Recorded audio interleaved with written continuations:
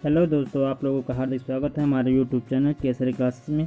आज मैं आप लोगों के लिए सामान्य हिंदी का पेपर लेकर आया हूं, जो कि 2020 का 302 का जेडीएम का सेट है। इसको आप लोग हल करके अच्छे नंबर प्राप्त कर सकते हैं। तो चलिए वीडियो को शुरू करते हैं। तो सबसे पहले आप लोगों को अनुक्रमांक दिया रहेगा और दूसरे नंबर पर आप लोगों को अपना नाम लिखना होगा। चलिए आगे क्वेश्चन को देखते हैं। तो सबसे पहले आप लोगों को 10 नंबर का बहुकल्पी क्वेश्चन मिलेगा, जिसको आप लोगों का उत्तर देना होगा और सभी क्वेश्चन के लिए 1 नंबर निर्धारित है। तो चलिए देखते हैं पहला क्वेश्चन आप लोगों का है, भारत की एकता के लेखक हैं। तो भारत की एकता के लेखक कौन है? वासुदेव शरण अग्रवाल हैं। तो चलिए अगला क्वेश्चन देखते हैं। तो दूसरा क्वेश्चन है, मेरे पिताजी संस्मरण के लेखक कौन है? तो मेरे पिताजी संस्मरण के लेखक है कन्हैयालाल मिश्र प्रभाकर। तथा तीसरा क्वेश्चन है, डॉक्टर हजारी प्रसाद द्विवेदी द्वारा लिखित साहित्य सहचर किस विधा की रचना है? तो डॉक्टर हजारी प्रसाद द्विवेदी द्वारा लिखित साहित्य सहचर की विधा कौन सी है? आलोचना है। और तो चलिए चौथा देखते हैं। जैसे उनके दिन फिरे किसके इनमें से किसका कहानी संग्रह है? तो जैसे उनके दिन फिरे ये हरिशंकर प्रसाद जी का है। और पांचवा क्वेश्चन है हम लोगों का, निम्न में से कौन प्रोफेसर जी सुंदर रेड्डी की रचना नहीं है? तो निम्न में से कौन प्रोफेसर जी सुंदर रेड्डी की रचना नहीं है? भारत की एकता।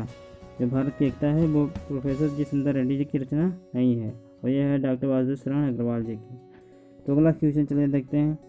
तो अगला क्वेश्चन आ जाता है, निम्न में से कौन खड़ी बोली का प्रथम महाकाव्य है? तब खड़ी बोली का प्रथम महाकाव्य है प्रिय प्रवास, जो अयोध्या सिंह उपाध्याय हरिऔध जी का है।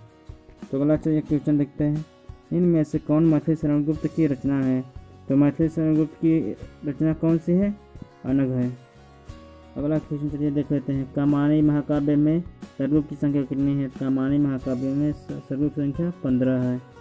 अगला क्वेश्चन देख लेते हैं, मित्रानंद पंत को चिदम्बरा कृति पर पुरस्कार मिला था, तो उनको सबसे पहले कौन पुरस्कार मिला था? भारतीय ज्ञानपीठ पुरस्कार। अगला क्वेश्चन देख लेते हैं, कितनी नावों में कितनी बार काव्य संग्रह के रचनाकार हैं? जिसके रचनाकार हैं सच्चिदानंद, हीरानंद, वात्स्यायन अज्ञेय।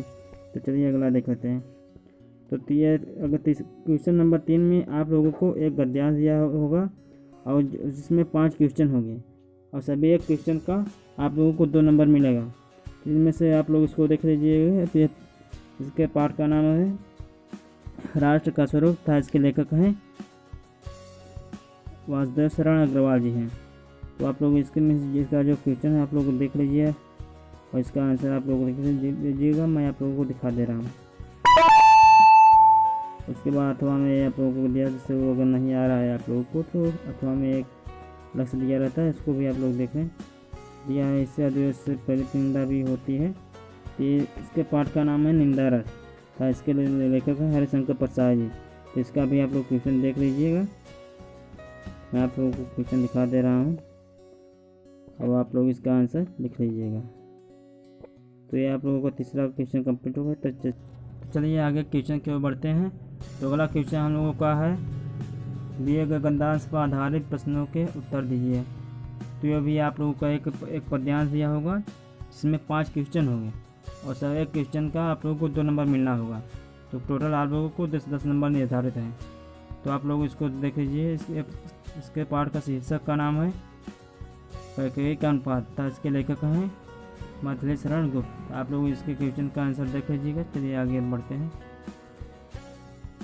तो अथवा में आप लोगों को दिया है, वे रोगी होंगे जिन्हें अनुभव रस का कर प्याला। तो इसका जो सारांश है, मैंने आहूत बनकर देखा, यह उस पाठ का है, और था इसके लेखक हैं सच्चिदानंद, हीरानंद, वात्स्यायन अज्ञेय। इसको आप लोग देख लीजिएगा। चलिए नेक्स्ट आगे बढ़ते हैं। तो 5वें में आप लोगों को जीवन परिचय देना होगा। इसके लिए आप लोगों को 5 नंबर निर्धारित हैं, और टोटल 80 शब्द हैं, उससे ज़्यादा ना इससे कम। तो आप लोग इसमें से आप लोगों को जिनका भी जीवन परिचय याद होगा आप लोग उनका देख लेंगे। और ख में भी आप लोगों को एक कवि का जीवन परिचय देना होगा। इसमें भी आप लोगों को सब सीमा 80 है। इसके लिए भी आप लोगों को 5 नंबर निर्धारित हैं। इसको आप लोग देख लेना। उसके बाद आप लोगों को दिया है पंचलाट तथा लाठी कहानी का सारांश, अथवा बहादुर अथवा ध्रुव कहानी के उद्देश्य पर प्रकाश डालिए। इन चारों में से आप लोगों को किसी एक का लिखना है। इनके लिए 5 अंक निर्धारित हैं। तो आप इनमें से देख लीजिए, जो भी आप लोगों को याद होगा आप लोग बोर्ड परीक्षा में उनको देख लेना। अब आगे दिया है, स्वपठित खंड काव्य के आधार पर किसी एक खंड के एक प्रश्न का उत्तर दीजिए। अधिकतम शब्द सीमा 80 शब्द। तो इसमें आप लोगों को खंड काव्य है, सभी जिलों के लिए अलग अलग खंड काव्य रहता है। तो आप लोगों को मैं दिखा देता हूँ एक बार, आप लोग देख रहे हैं। आप लोग जिस जिले के होंगे उसके हिसाब से अपना अपना खंड काव्य लिखेंगे और बाकी छोड़ देंगे। देखिए सब प्रमुख दिया है, उसके बाद बाकी जो दिया मैं आप लोग दिखा दे रहा हूँ। आराम से एक एक करके आप लोग देख लीजिएगा।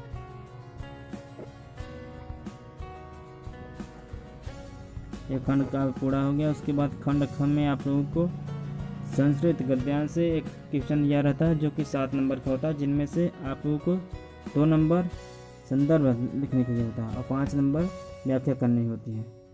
तो इस पाठ का नाम है संस्कृत भाषायां महत्वम, तथा इसको आप लोग इसका संदर्भ लिख लीजिएगा और तथा इसका व्याख्या कर लीजिएगा। चलिए नेक्स्ट आगे बढ़ते हैं। इसमें अथवा करके दिया है, इसका नाम है महामना मालवीय। इसको आप लोग देख लीजिएगा तथा इसका भी आंसर लिख लीजिएगा। अब आगे दिएगा श्लोकों में से किसी एक का संदर्भ व्याख्या कीजिए। इसमें भी सेम वही प्रक्रिया है, इसमें भी आप लोगों को एक संदर्भ लिखना होगा जो 2 नंबर का होगा तथा व्याख्या करना होगा, क्योंकि 5 नंबर। तो इसको भी आप लोग देख लेना। फिर नेक्स्ट आगे बढ़ते हैं। उसके बाद आ जाता है 9वां क्वेश्चन, मुहावरा, जो कि 2 नंबर का होता है। तो इसमें से किसी एक का आप लोगों का किसी एक मुहावरे का अर्थ लिखकर वाक्य प्रयोग करना होता है, जिसके लिए आप लोगों को 2 नंबर निर्धारित हैं। इसको तो आप लोग देख लेना। और 10वां क्वेश्चन है, निम्नलिखित में से संधि विच्छेद के सही विकल्प का चयन कीजिए। इनमें से संधि विच्छेद का आप लोगों को सही विकल्प करना होगा, जिसके लिए आप लोगों को एक नंबर निर्धारित है। उसके बाद आप लोगों को दिया है ख में विभक्ति और वचन की सही से पहचान करना है।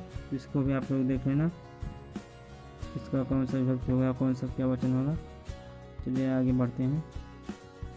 तो 11वां क्वेश्चन हम लोगों का है कि निम्नलिखित शब्द युग्मों का सही अर्थ चयन करके लिखिए। तो इसमें से भी आप लोगों को इसका जो सही अर्थ होगा वो लिख लेना। तो नेक्स्ट आगे बढ़ते हैं। और ख में दिया है, इनके शब्दों में से किसी एक शब्द के 2 अर्थ लिखिए। इनमें से कोई एक शब्द आप लोगों को 3 में से लेना है और किसी में का एक अर्थ लिखना है, एक शब्द के 2 अर्थ लिखना है। तो आप लोग इसको देख लीजिएगा। तो नेक्स्ट आगे बढ़ते हैं। तो आगे क्या दिया है, किए गए उपकार को लिखे वाक्यांशों के लिए एक शब्द का चयन करके लिखिए। इनमें से किस जो शब्द दिया है उसके लिए एक शब्द लिखना है। जिसे दिया है कि किए गए उपकार को न मानने वाला, इसका आंसर हो जाएगा कितना। सेम उसी तरफ यह भी होगा, आप लोग इसको देख लेना। आगे बढ़ते हैं। आगे घर में दिया है, इनमें से किन्हीं 2 वाक्यों को शुद्ध करके लिखिए। इसमें आप लोगों को 4 क्वेश्चन दिए हैं और जो कि त्रुटि है, इनमें से जो त्रुटि है उनको हटाकर किसी 2 को सही करके लिखना है। और 12वें क्वेश्चन में आप लोगों को दिया करुण रस अथवा वीर रस की उदाहरण से परिभाषा लिखना है, जो कि 2 नंबर का है। और ख में दिया है श्लेष अलंकार तो प्रेक्षा अलंकार का लक्षण एवं उदाहरण लिखना है। और ग में दिया है दोहा छंद अथवा कुंडलिया छंद का लक्षण और उदाहरण लिखिए। और 13वां नंबर पे आप लोगों को क्वेश्चन है, लिपिक पद पर अपनी नियुक्ति के लिए किसी इंटरमीडिएट कॉलेज के प्रधानाचार्य को एक आवेदन पत्र लिखिए, अथवा अपने मोहल्ले के साफ सफाई के लिए अपने नगर पंचायत अध्यक्ष को एक प्रार्थना पत्र लिखिए। और 14वां में आप लोगों को निबंध लिखना है, जो कि दिया है टॉपिक दिया है, दहेज उन्मूलन एक सामाजिक समस्या, कृषक जीवन की त्रासदी, अनियंत्रित भ्रष्टाचार कारण और निवारण, कथा सम्राट मुंशी प्रेमचंद, आधुनिक शिक्षा प्रणाली की गुण अथवा गुण। तो दोस्तों आप लोगों को का ये क्वेश्चन समाप्त होता है। मुझे उम्मीद है आप लोगों को वीडियो ज़रूर पसंद आई होगी। तो वीडियो को अगर पसंद आई होगी तो लाइक कीजिए, सब्सक्राइब कीजिए तथा शेयर अपने दोस्तों के साथ शेयर कीजिए। धन्यवाद।